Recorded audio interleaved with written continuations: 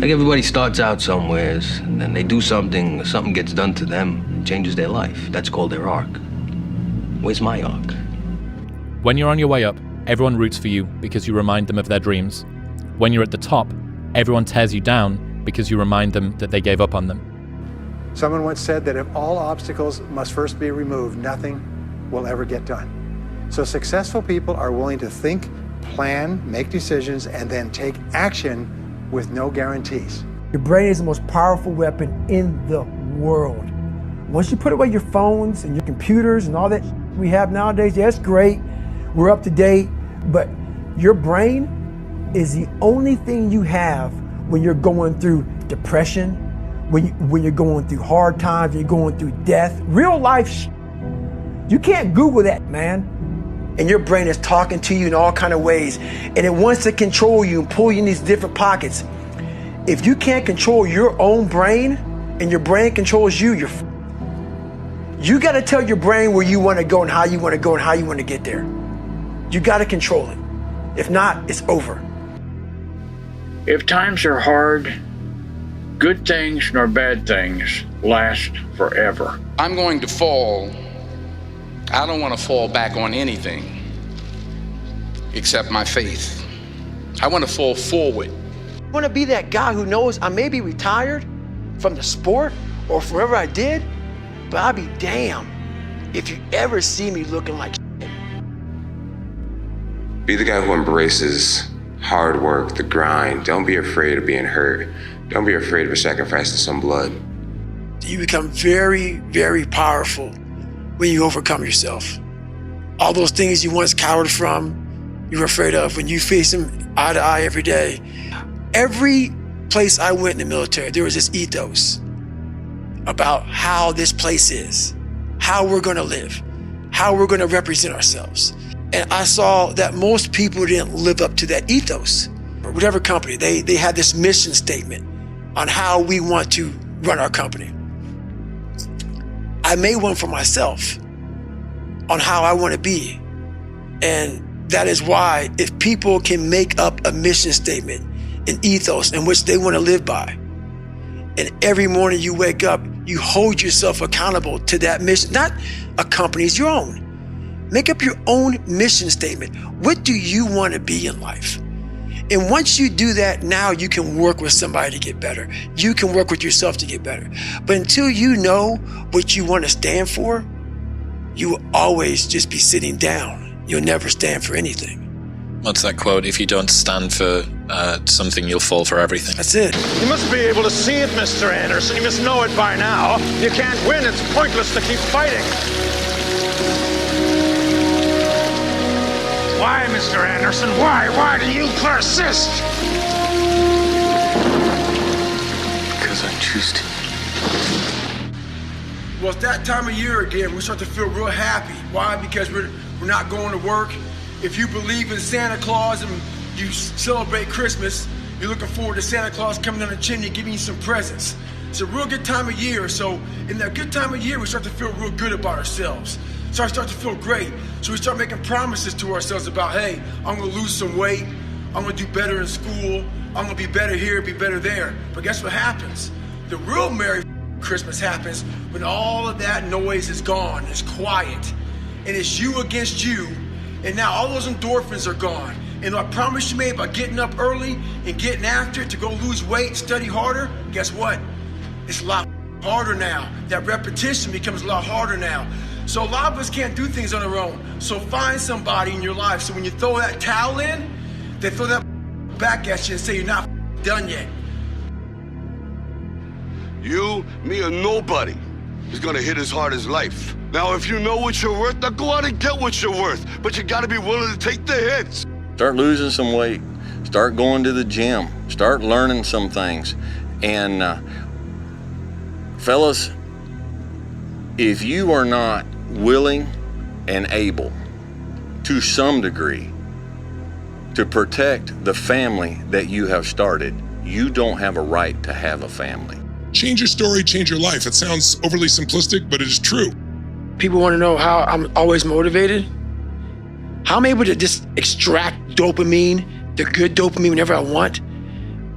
I've trained 99% of my life alone. No one pat me on the back. I did all of the work alone. And while I'm still hard on myself, I know what I did. We are told by society today, and it's inferred by movies and television programs, that by the time you're 26 or 27, you should be graduated from college, you should have a degree, you should have a good job, you should have a wife, and you should have it together. We watch these programs and they're, this movie, it's an hour and a half long, and within an hour and a half, a person goes from a goofed up teenager to someone who's just settled and got it all going on. And they get the job, they put their childhood bully in his place, they get the girl, fade to black. And we're left to imagine the rest of their life. And what we imagine is left with the last thing that we see. Man, they got it together. Of course, we don't consider the fact that if you turn the TV off and watch the news, you'll see those same actors show up in the news again and again, making stupid mistakes, and they ain't got it together. Knowledge and experience and wisdom takes time. Wisdom comes from experience, and experience takes time. The more experience you have, the more you learn from that experience, the wiser you can get. If you haven't lived long enough to have a broad enough portfolio of experience, then you can't expect to have knowledge and wisdom. When you change, everything will change for you. When you get better, everything will get better for you. And that's where I picked up that phrase, for things to change, you've got to change. You don't have to change the marketplace. You don't have to change the marketing plan. You don't have to change the economy. You don't have to change countries. You don't have to change circumstances out there. All you've got to do is look within and see if you can change yourself for the better. And as you change, things will start to change for you. Hardness, mental hardening, mental toughness, it's a perishable skill. Just because you went through some training once and you got through it doesn't mean it lasts forever. And that's where most people hated me in my life, because I realized that. You don't just say, oh, I got it, I'm checked off, I'm good for the rest of my life. That's why you have to recall. You recall everything. And you definitely must recall when it comes to the mind. That is one of the biggest requalifications you must have. And when you're at that level, you got to recall every day. In the course of the day and say, what have I done right today? What have I done right that's moved me toward my goals? And second question is, what would I do differently if I had today to do over again? Those 4 steps, by the way, writing and rewriting your goal each morning, reviewing them in the evening, and asking yourself those 2 questions. What did I do right? What did I do that moved me toward my goals today? And what would I do differently if I had the day to live over? If you'll ask yourself those 2 questions, in the next 30 days, you'll accomplish more than you accomplished in the last 6 months. But I have one central person that I was trying to prove for a very long time, which was my father. And we're on good terms, by the way, because I always get that question. But this was after I left, and he disapproved of my whole thing, and for 5 years we didn't talk very much. And so he calls me up he says, hey, you're gonna want to sit down for this. And I'm like, okay, what, are you pregnant? And so he says, I'm sorry. And I was like, for what? And he was like, for everything. Right now, mind you, like, this is a Middle Eastern father, born in Iran, to a Middle Eastern father there who was even more legit. Like, where my father was born, women weren't allowed to drive cars. Cars came with drivers with them when you bought them. The driver came with the car. Or like, he was born in a very different world. Like, fathers don't apologize to sons. It just wasn't that way. And I have a little bit more awareness than I did then, and I can see that now. But for me, I was like, now you apologize? You know what I mean? And so rather than take it for the olive branch that it was, I said, I didn't care about your opinion 5 years ago when I left. And I was like, and I don't care now. And he was like, well, we'll see how long your success lasts. And so what could have been a really nice exchange ended up becoming pretty ugly. But the main point there was that I wanted to, in the beginning, like make as much as my father. Then it was make more than my father. And then it was make more than my father had ever made in his entire life. And once I had achieved that, I realized that as much as like, it sounds terrible to say this, but like I was trying to beat him at his game. 400 trillion to 1. When you understand that math, how can't you live your life? That's how rare it is to be a human being. And what are you waiting for? Like, you've been given this ridiculous triple miracle. Like, you're literally more likely to win the lotto 10 times in your life than actually have a life. So I ask you, my friends, with this one life, you're gonna sit on your couch and dwell? You're gonna be upset about some shortcoming? You're gonna be upset about that thing that happened last week that you up? I'm asking you, I'm promising you, please take this swing. Make this at bat. I am so tired of people stopping because their uncle critiqued them, or their mom made fun of them along the way, or their girlfriend doesn't think that they can do it. You've got one at bat, 400 trillion to 1. Please do something about it. We are living through the greatest era to be alive ever. Yes, there's stuff. I got news for you. There's always stuff. But when you take control of your at-bat, when you put it all on yourself, when it's your fault and your wins, when you own it, that's when it starts happening. So please squeeze the out of your one life.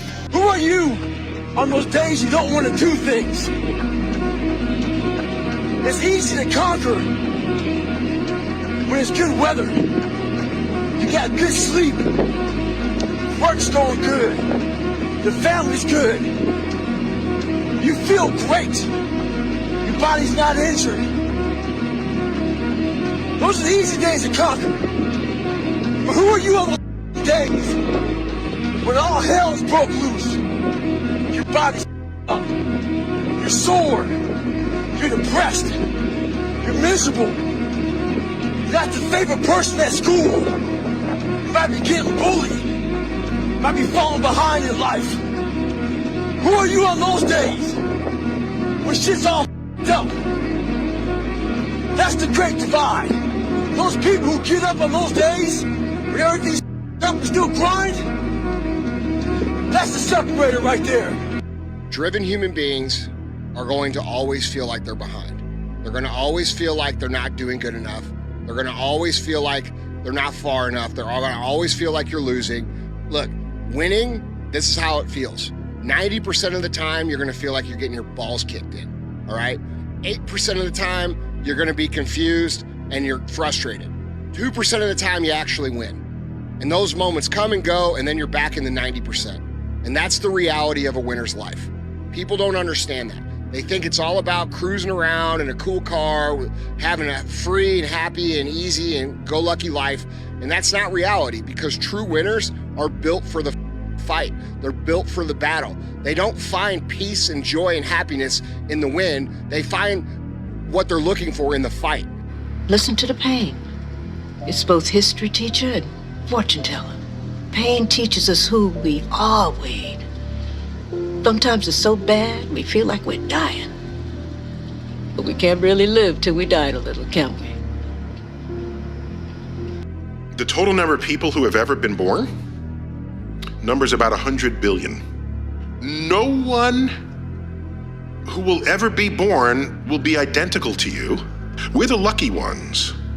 We're the ones who get to die, because you only get to die for having lived. Most people who could ever exist will never even be born. Got it. Those I can't catch a break guys, yeah. Get them the f away from me. I can't be around those guys. I don't want to hear that. I don't want to hear that. I don't buy it. Because everybody has bad breaks. Yeah. I've had a ton of bad breaks. But you know what I did? I stayed up. Yeah. And I thought through it. And I figured out what the f I did wrong, and then I went back. Because tomorrow, I got to go back to the grind. And tomorrow, I go back to the grind again and again and again and again. People don't get it. There's great joy in the grind. Great joy in the suffer. It totally cleanses your body out, man, of any kind of hate. Makes you grow up. If you were to focus half an hour of study on one field of endeavor for 5 consecutive years, you'd not only transform you, you'd transform the world around you. slaves worked all the hours they were awake for their entire lives. I think like if they can do it, so can I. Now you're like, well, did they have a happy existence? Well, they didn't get to pick the work they did, but it means that you can work. Who are you on those days you don't want to do things? It's easy to conquer when it's good weather. You got good sleep. Work's going good. The family's good. You feel great. Your body's not injured. Those are the easy days to conquer. But who are you on those days when all hell's broke loose? Your body's up. You're sore. You're depressed. You're miserable. You're not the favorite person at school. You might be getting bullied. You might be falling behind in life. Who are you on those days when shit's all That's the great divide. Those people who get up on those days when everything's up and still grind, that's the separator right there. You like to talk about the grind, but you don't really know what the grind's like. I know what the grind's like. I'm toughness. I'm trying to I'm one of the speakers in the world. I start from the bottom, like you like listening to it and sing. Start from the bottom. What's your bottom? What is your bottom? You've been worship since middle school. You've been talking to me like you that worship you so much now that you're thinking about you. You don't even know what the grind look like. I'm from Detroit, homeless. Mama got pregnant me at 17 years old. High school dropout. Took me 12 years to get a full degree. I'm coming up. To the big league. And that was a 17-hour flight. Now I'm sitting there thinking, take a day off. No one will know. If I keep on thinking too, there's always someone out there who's working harder than you. I'm haunted by that. Knowing that someone out there is willing to forgo personal desires and comforts, forgo sleep, forgo whatever it takes to be better, to be the best. In life, a lot of times, a lot of us have that person out there. There may not be a name or a face to him, but he exists.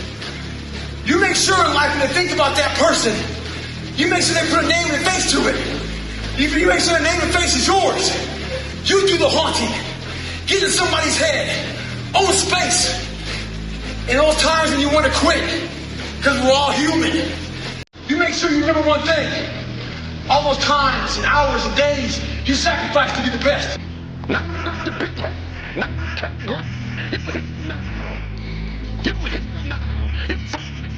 And this is where you break up. This is where you start selling. This is where you get comfortable. You don't know. You don't know. You're in the big leagues now. They're watching you now. This is where you make it permanent. So important because everybody just wants to be comfortable. Everybody wants to sit on the couch. I don't want to go outside. It's cold. I don't want to do this. It's hot. Like, you've got to do things that you don't want to do because you show your body that your mind is the boss. Your mind is telling your body what to do, and then you have control. I saw perfect. No, practice don't make perfect. Practice make permanent. This is permanent, yo. This is permanent. You can go from here. You don't have to be talented. Right? You don't have to be gifted. You don't have to be the quickest, the strongest. You don't have to be the most intelligent to get to where I am. That's what you got to do. You just got to grind, though. You're grinding. You got to grind. So many of you heard me say this. You're fine. Listen to me. My own company. You might come from privilege. Your dad might give you the car. He might know people. He might get you a job. But you will not outwork me. And what you have to decide in your position in the NCAA, you have to make a decision that nobody in this league in your position will outwork you. When the alarm clock goes off in the morning, get up. Don't wait. Don't hesitate. When the alarm clock goes off in the morning, get up. Your brain is the most powerful weapon in the world. Once you put away your phones and your computers and all that we have nowadays, yeah, it's great. We're up to date, but your brain is the only thing you have when you're going through depression, when you're going through hard times, when you're going through death, real life. You can't Google that, man. Driven human beings are going to always feel like they're behind. They're going to always feel like they're not doing good enough. They're going to always feel like they're not far enough. They're going to always feel like you're losing. Look, winning, this is how it feels. 90% of the time, you're going to feel like you're getting your balls kicked in, all right? 8% of the time, you're going to be confused and you're frustrated. 2% of the time, you actually win. And those moments come and go, and then you're back in the 90%. And that's the reality of a winner's life. People don't understand that. They think it's all about cruising around in a cool car, having a free and happy and easy and go-lucky life. And that's not reality, because true winners are built for the fucking fight. They're built for the battle. They don't find peace and joy and happiness in the win. They find what they're looking for in the fight. Everything changed for me when I understood this philosophy. Learn to work harder on yourself than you do on your job. That's the simple philosophy that changed my life forever, starting age 25. If you work hard on your job, you can make a living, which is fine. If you work hard on yourself, you can make a fortune, which is super fine. I didn't mind working hard on my job, but things didn't seem to change that much. Then I started working hard on myself to qualify. So let me put it in a philosophical phrase now. This is worth the price of whatever it costs for you to be here today. Here it is. Success is something you attract. Success is not something you pursue. It's something you attract by becoming attractive. And the whole scope of this we call now personal development. You can have more than you've got because you can become more than you are. If you can multiply your value by 3, by 5, you can easily multiply your income by 3, by 5, by 10. But the key to doing it is to work hard on yourself. The work we do is fairly easy. Mr. 𝐓𝐡𝐞, my first mentor, taught me, the world is mostly full of real nice people. In fact, he said there's only about 11 or 12 real nasty, miserable, horrible people in the whole world. Now, he said they move around a lot. So you're bound to find one once in a while. But if you found one, you say, hey, there's only 11 more like you, I can handle that. I mean, there's not 1,000. But here's the big challenge, working hard on yourself. Personality and temperament and mindset, talked about culture, all the stuff necessary to individually be responsible, be a growing, attractive, powerful, skillful, communicating human being, and the world belongs to you. The overthinking can be an excuse for actual fear. And same thing with like, oh, I'm a perfectionist. That's also fear. It's fear of not being perfect. And then on top of that, low confidence. Well, if you have low confidence, guess what? You're afraid. Your confidence is low. You're not sure of yourself, so you sit around and think about doing it instead of actually doing it. Your mama counting on you. Your cousins, your brothers and sisters are counting on you to cash in on this opportunity. Everybody want to be a beast. Until it's time to do what beasts do. Everybody got tattoos of eyes. Right? Twin paper. Everybody got the line, not a tweet line. When it's time to practice, you might be small. When it's time to watch film, you might be small. You might watch your dudes. And I look at it as a rock, and you find this rock, and that rock is you.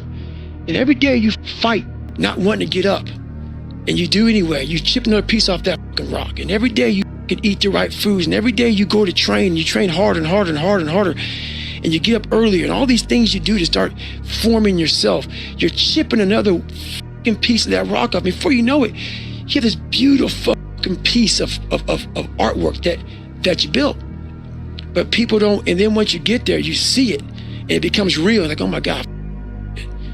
And so like the journey becomes so real then, but so many people aren't willing to fucking chip away at that stone that is them, to start chipping off those rough edges. Stop complaining about the results you didn't get from the work you didn't put in. The only way to become more successful than most people is to be willing to do something most people aren't willing to do.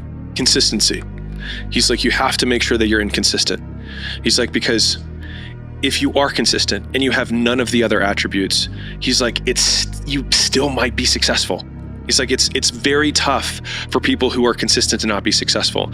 And he makes an especially pointed point about consistency, because in my opinion, it's one of the most difficult of the virtues for humans to do, because we're so attracted to novelty.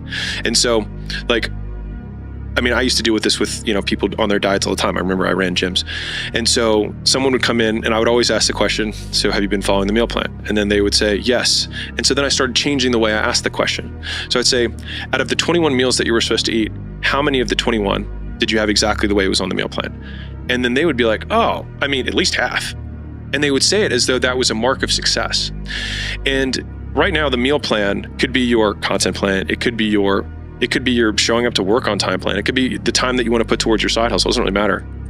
But if there's one muscle that you can flex, it's learning to do the same thing over and over again. Like one of the values that we had at Gym Launch is do the boring work, because boring is what makes you rich. Still waiting for a big smile out of you. You're up 2-0. What's the story? Are you not happy, or you're only half happy, or? Still to be happy about. You're up 2-0. Job's not finished. Job finished? I don't think so. Like, you need 20 podcasts to be in the top 1%. The bar for excellence, I have this timer that I have on my desk, which it's the easiest purchase you can make. I think it was like $7 on Amazon. It's a little twist kitchen timer. It's very easy.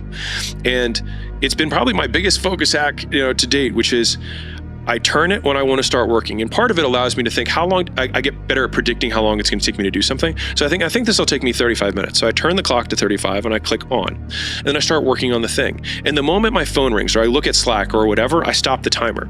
And so you actually see that your time on task is usually significantly less than you think it is. And I think that in my early days, I would spend a very long time in front of a computer telling myself that I was working with very few minutes actually on task. And that's why I think that most things are actually significantly easier than people think they are. They just don't know how to try hard. Because the harder that you try, the easier it gets. And so it's like, if you can just learn to love what trying hard feels like, then all of a sudden it becomes unreasonable that you can't win. Take ownership. Take extreme ownership. Don't make excuses. Don't blame any other person or any other thing. Get control of your ego. Don't hide your delicate pride from the truth. Take ownership of everything in your world, the good and the bad. Take ownership of your mistakes, take ownership of your shortfalls, take ownership of your problems, and then take ownership of the solutions that will get those problems solved. Take ownership of your mission. Take ownership of your job, of your team, of your future, and take ownership of your life. I've realized that it's scary when you find a thing that you're going to fully commit yourself to the pursuit of, especially if it's excellence that you're going after, because there's no more room for your inadequacies to hide. You can't decide to change direction and do something else if things get tough. There's no more ejector seat, right? I've committed to this. This is my thing. And this is one of your rules, commit to something commit to at least one thing. As hard as you can and see what happens. Yeah, precisely. Yeah. Aim yourself in one direction. And I had a rule with my clients because, you might say, well, I've gone halfway down this path and I found out it's wrong. So how do you distinguish that from just giving up? Well, that's a really hard question, right? It's a moral hazard because it's inappropriate to continue in a direction you now realize to be wrong, but it's also inappropriate to give up and use that rationalization as an excuse. And how do you distinguish? Especially seeing as we're not transparent to ourselves. Well, right, exactly. So that is genuinely a moral hazard.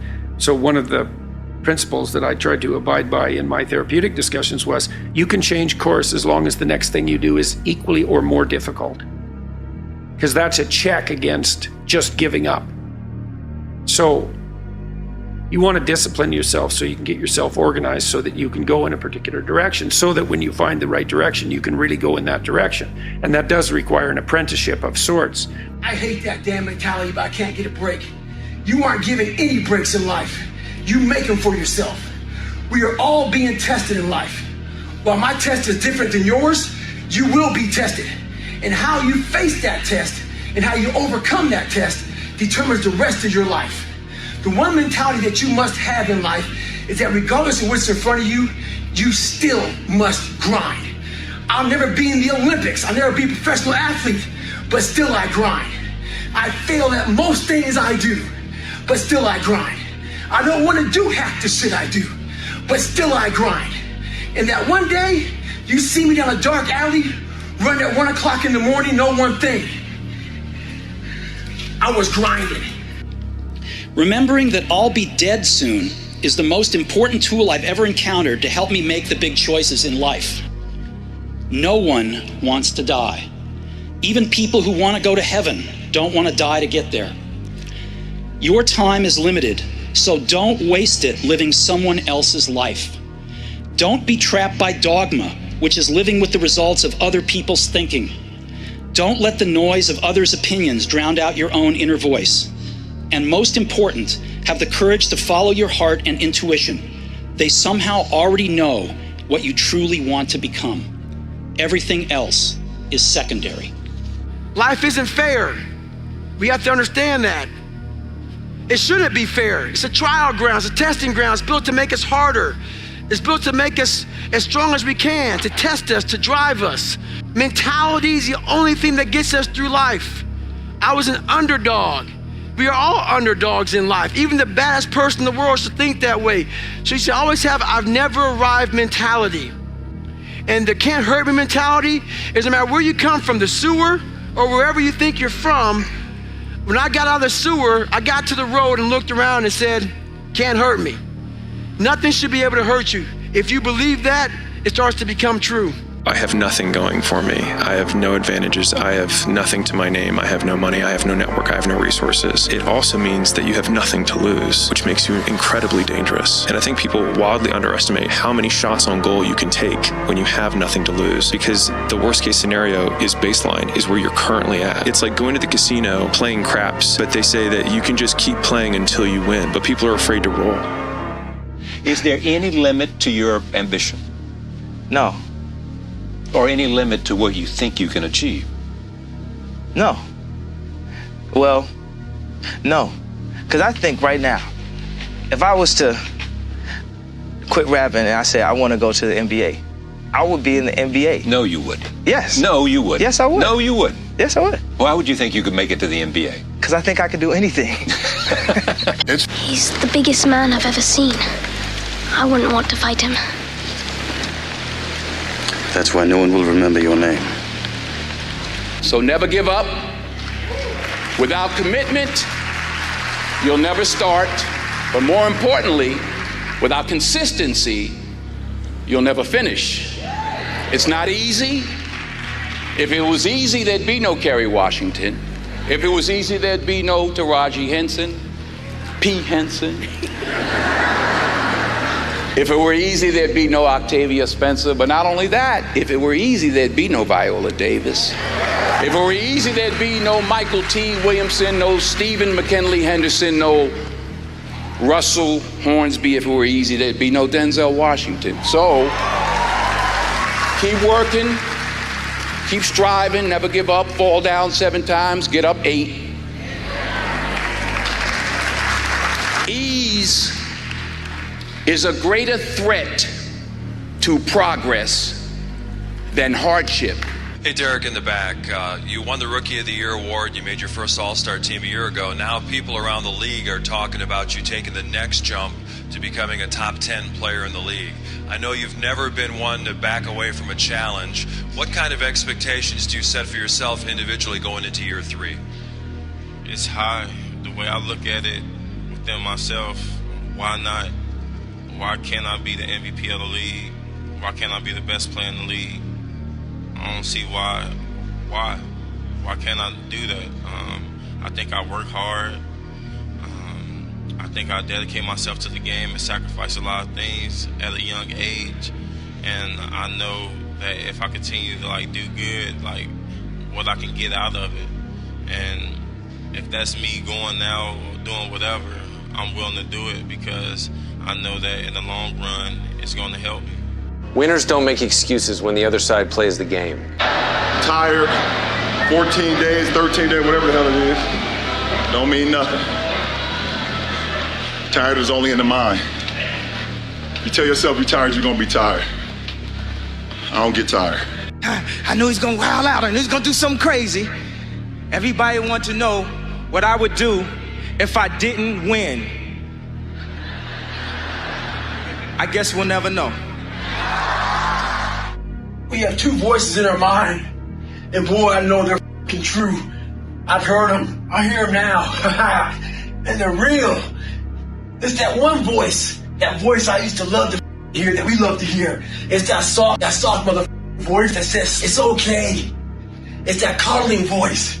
You want to be hugged and nurtured and all that that says, it's going to be okay. Well, there's another motherfucking voice that wakes you up in the middle of the night. It's not your girlfriend. It's not your boyfriend. It's that demon voice that whispers in your ear that says, get up, you're not good enough. You gotta work harder. You haven't put enough time in. It's that voice you want to run away from. It's that voice you don't want to hear. But guess what? It's that voice you need to listen to. What I've learned is to always keep going. Always. I've come to find out is that, no matter what happens, the storm eventually ends. And when the storm does end, you want to make sure that you're ready. And so I've really learned to put one foot in front of the other, good, bad, or indifferent, because eventually that storm passes. It's like the only thing that you can do is win so big that all of them constantly compare themselves to you, and then you'll forget they exist. Success is the only revenge. He's like, it's not the best revenge. He's like, it's the only one. There's no other revenge. One of the keys to my success in life was I was able to see myself at the end of a very difficult task before I even started it. When I was 297, out of shape and afraid of water, I was able to see myself at graduation as a Navy SEAL. But as time went on, I kept on getting rolled back to day one. And every day got longer and longer. So what I had to do was I had to take this big chunk and make it small. So I became the master of the one day that I was living. We have to do that now. We don't know when the end is coming to this. So we got to master that one day. It may keep on getting pushed back day after day. If you master that day and want to be harder and stronger, you'll figure it out.